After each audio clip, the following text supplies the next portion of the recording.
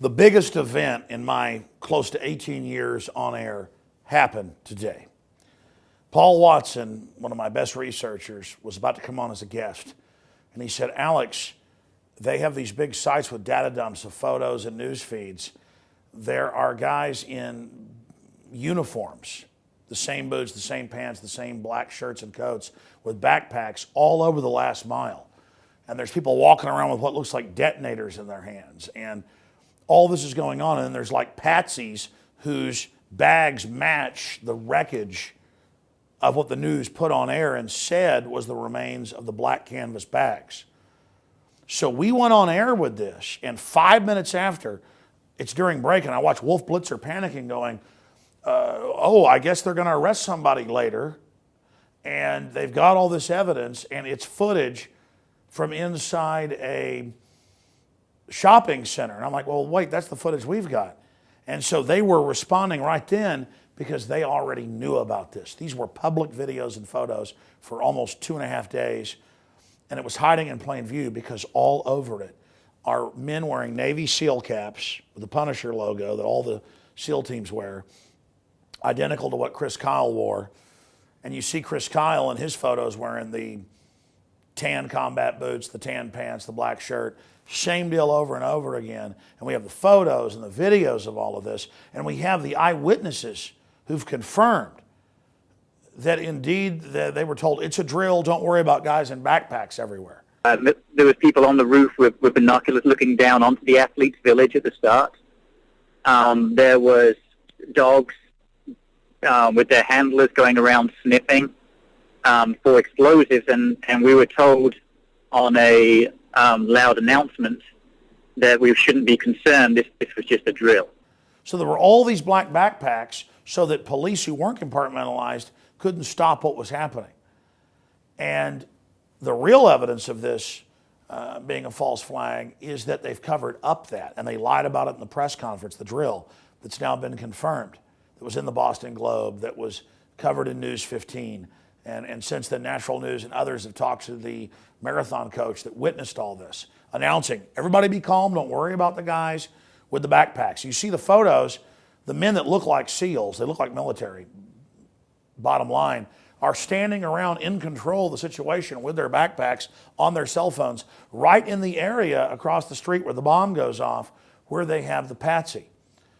And I said, if this is the real patsy, because his straps of his backpack match the FBI photos of what was left of the backpack, they won't be able to release this now because we have all the John Doe number 2s, 3s, 4, 5s, and 6s already digitally online. It isn't like Oklahoma City where the feds could declare, hey, we're going to say national security on all these 17 surveillance cameras and confiscate the VHS. This is out there.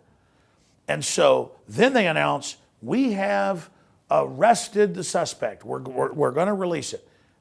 And then they said, well, now we're not, and there's not going to be a press conference, and there wasn't an arrest. Ladies and gentlemen, we have absolutely blown their program wide open because they can't show the patsies who are right there where the flags were, right there where the bomb went off, on all these different video cameras, showing different angles of it and photos. They can't show that when they're surrounded by guys in kind of the off-duty Navy SEAL uniform that the general public doesn't notice, but that is black shirts, black jackets, and khakis and tan combat boots. This is incredible, ladies and gentlemen. This is off the charts. And the media is like, well, we've never heard of this before. They didn't arrest the guy, and they've evacuated the courthouse he was supposedly in and for whatever cover-up. And now there won't be a press conference. And who knows what's going to happen with Obama tomorrow now. The whole script is screwed up because people basically looked at what was happening. So, if a tree fell in the forest and no one was there to hear it, did it make a sound? We're here watching this, the drills, our reporters at the press conference. They're acting incredibly suspicious as soon as he brings up false flag and drills at the press conference. Was there any prior knowledge, Joe? Because according to BostonGlobe.com, they said they were doing drills this morning for the same exact thing that happened, according to BostonGlobe.com. Now, was you guys given any warning ahead of time of this taking place? As I said earlier, there was no specific intelligence. We certainly increase our posture around a big event like this. All of those things happened in preparation for this event, but there was no specific intelligence that anything was going to happen. Do you take any questions? Oh, sir, why were loudspeakers telling people in the audience to be calm moments before the bomb went off? Is this another false flag stage attack to take our civil liberties and put more Homeland Security sticking their hands down on the pants on the streets? No. Next question. That's it. Why was people being told prior? 9:30 tomorrow morning. Why was will be the people next being meeting. told prior to the bombs going off to stay calm? That's a false flag, gentlemen.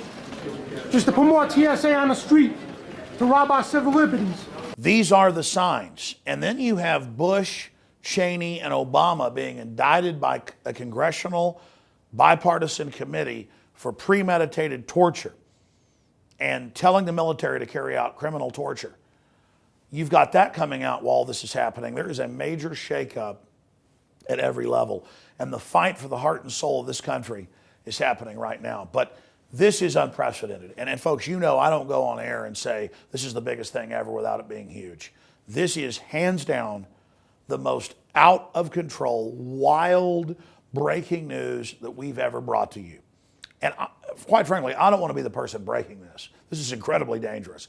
I just hope all of you viewing this realize the magnitude of it. Go to Infowars.com, PrisonPlanet.com, get the photos, the videos, archive it, put it on your blogs, because they can't roll out the patsies now that, the bombs blow up and they're running with their clothes half off like a cartoon character or something. They can't do that now because all their people in the drill are there. And again, the drill is used where most people in the drill aren't involved, but that way you could just detonate a bomb with somebody in the drill and then blame it on them. But you bring the patsies in, the Lee Harvey Oswalds, the Tim McVeighs, to be part of this. This is unprecedented. And, I went and bought champagne 4 years ago when the Copenhagen documents came out that they were fraudulently lying about global warming to create a global tax. I popped champagne on the air. I called it a Death Star exploding event. This dwarfs that. If you take this news and get it out to people, this is a huge defeat. I mean, this is a huge defeat and a testament to the people. This false flag is in chaos. I commend the crew. I commend you, the viewers and listeners. It's up to you whether this thing gets millions of views. Everybody needs to see this. They are in disarray right now. I've talked to Dr. Pachenik and others. Clear false flag to basically go after the American people. This is amazing. This is a devastating victory, especially if we use it. So back to InfoWars Nightly News. The rest is up to you.